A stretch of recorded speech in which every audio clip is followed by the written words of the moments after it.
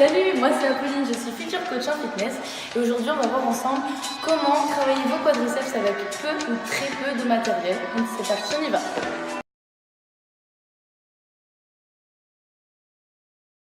En toute séance, on commence par l'échauffement. C'est parti, on commence en step touch.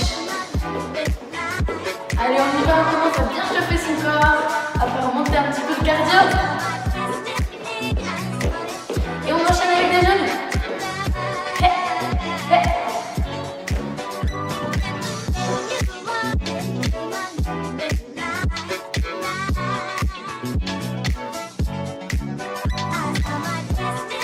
Alors on enchaîne avec des talons fesses. Et j'ai fait bien, c'est très important. Attention, je me décharge de toute responsabilité.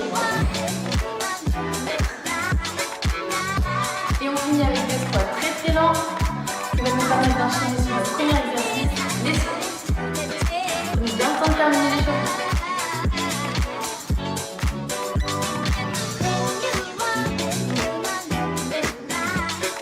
Écartez les pieds largeur bassin légèrement vers l'extérieur.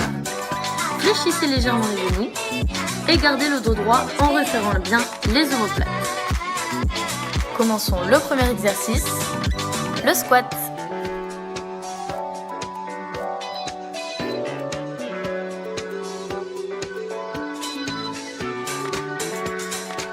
Si vous choisissez l'option avec la barre chargée, pensez à bien la placer directement sur la partie charnue des trapèzes pour éviter les douleurs. Reprenez la position initiale du squat et vous pouvez commencer l'exercice. Allez, on passe au step.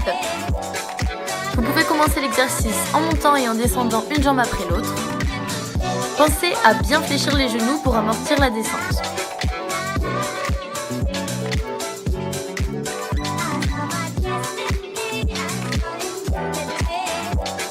N'hésitez pas à choisir l'option un petit peu plus intensive qui consiste à sauter les deux pieds en même temps sur la box. On continue avec les fentes. Placez une jambe devant, le genou au-dessus de la cheville et la deuxième jambe partira derrière, le genou légèrement fléchi. Pensez à garder le buste vraiment droit quand vous descendez et aussi quand vous remontez.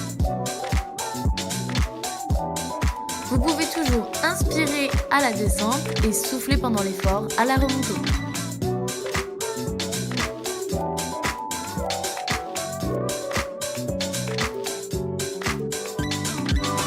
Attention, votre genou ne doit jamais venir toucher le sol à la descente. Allez, on passe au sissy squat.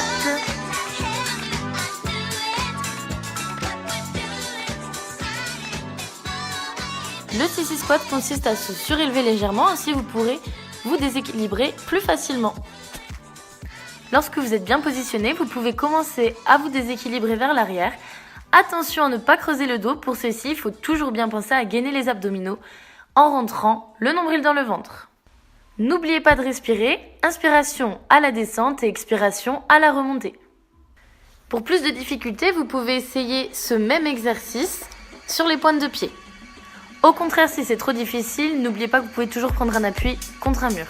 Et il nous reste l'exercice avec les élastiques. Pour cet exercice, placez les pieds bien parallèles, légèrement écartés. Vous pouvez ensuite placer l'élastique sous les talons et au-dessus du coup de pied. Lors de l'exécution de l'exercice, gardez un dos toujours bien droit. Pour vous aider, pensez à vos omoplates qui se resserrent dans le dos. Et n'oubliez pas évidemment d'alterner de gauche à droite. Et n'oubliez surtout pas de bien faire vos deux jambes. Lorsque vous lèverez la jambe, essayez de la lever jusqu'à ce que votre genou fasse un angle à 90 degrés. Les genoux, activez les pointes de pied. Mettez les mains sur les talons et levez les hanches très très haut. Gardez la nuque dans l'alignement de la colonne vertébrale. Pour intensifier l'étirement, vous pouvez placer les mains sur le sol à côté des pieds. Positionnez une jambe en avant, le genou bien au-dessus de la cheville et attrapez le coup de pied opposé avec la main du même côté. Sachez que vous pouvez intensifier l'étirement en rétroversant légèrement le bassin, tout en gardant le buste bien droit.